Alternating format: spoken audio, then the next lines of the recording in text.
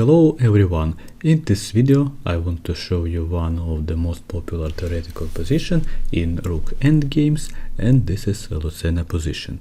So let me show you this endgame and let me tell you some of key ideas for white and for black.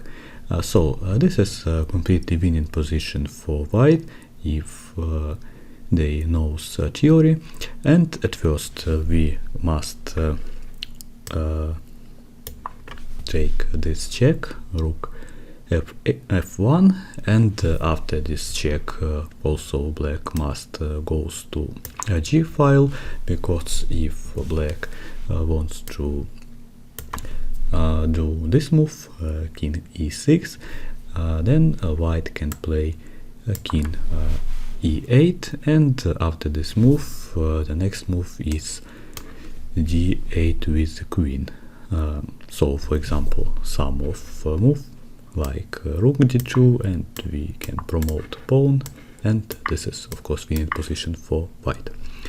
So we can see that after rook f1 black must play king g7, and in this position of course we want to play king e7, but now this is not the right idea, because after this move, very logical move, king e7, black has simply rook e2 with the check, and also black can do some checks after this. For example, king d6, and rook goes to d2, and king c6, also rook to c file.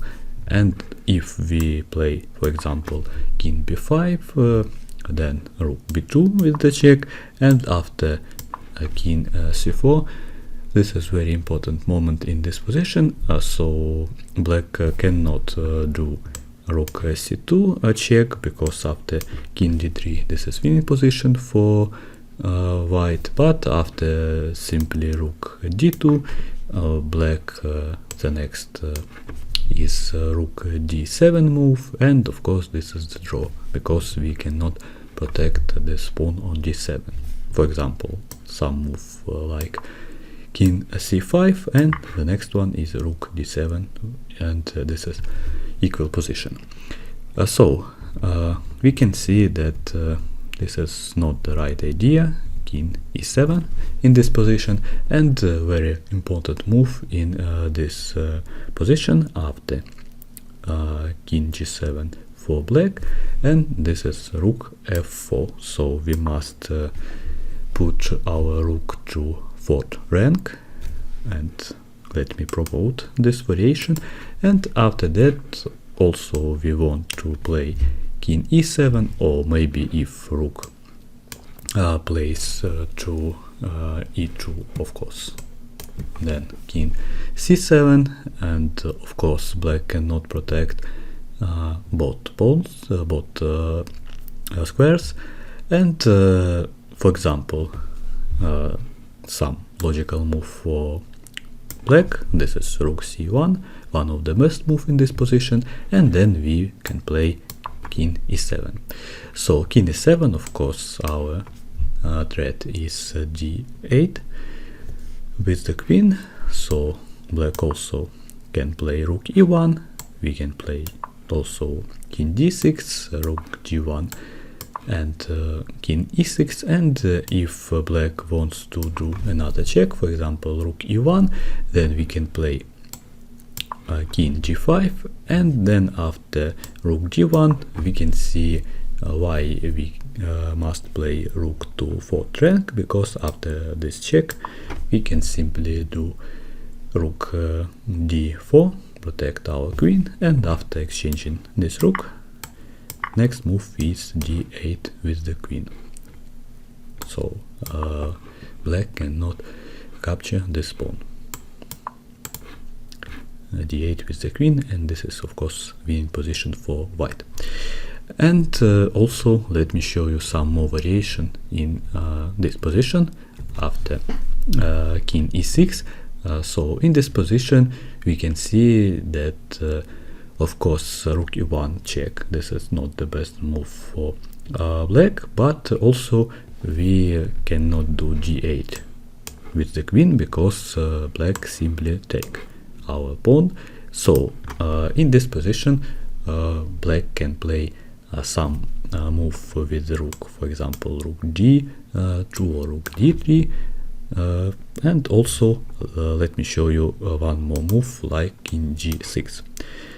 So let's get it started. For example, let me show you at first king g6, and in this position we can play some moves, and one of the best, this is rook g4.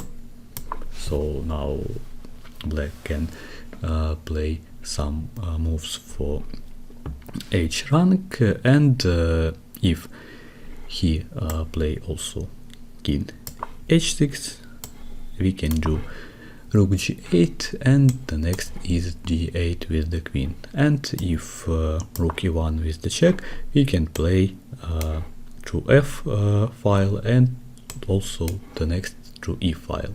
So let me show you these moves. For example, king f5 at first, the next one is king e4, next is king f3, and if another check, so king e2 and d8 with the queen coming next.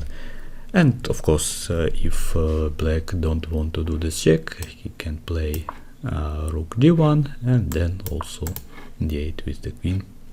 And this is position with king and rook before this exchange, and this is winning position for white.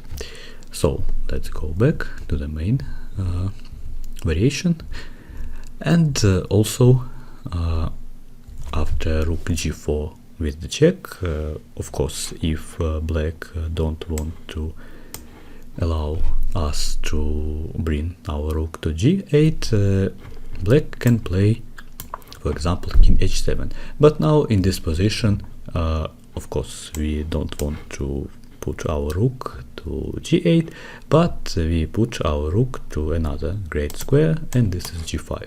So we can play rook g5, and next is rook d5. For example, let me show you. Let's show some more moves. Rook e1, king g6, and next rook d5, and after exchanging this rook, d8 with the queen. And also let me show you some more variations, and I want to show you one more move. So we can see that after king g6 we can play rook g4, and the next is, for example, king h7, rook g5, and king h6, king h6 and rook g8.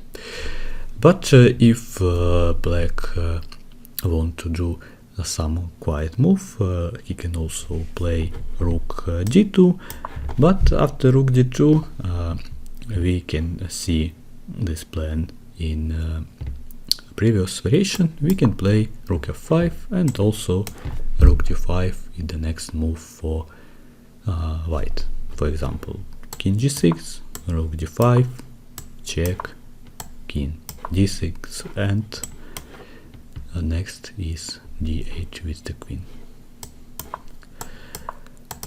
And also let me show you one tactics in this position. So you can ask me why after this move, let me show you, after king g6 move we don't want to play rook f5 with rook d5 idea, but we must play rook g4. So let me show you this tactic. So after rook f5, black has very good move, and this is brilliant move, I think. And after this move, black equalized this position, and this is pretty sacrifice, rook d7. So rook d7, and of course, if we take this rook, black also take our rook, and this is 2 king on board, and also this is a draw. So we can see that after these variations we must do very very good move, because if we don't play these moves, we cannot win in this position. So let me show you this variation. First, rook f1, and after king g7 we can see true rank between king and our pawn. The next one is rook f4, very important move, and the next is king e7, some checks for black, and if another check, simply king d5 and rook d4, also d8, and this is winning position. And if black don't want to do this check, he can play, for example, king g6 or rook d2, but in both of this variation we can play rook f5 or maybe rook g4, and the next is rook g5, and this is winning position too for white. So I hope that you enjoy my video about Lucena position in Rook endgames. So goodbye and see you next time.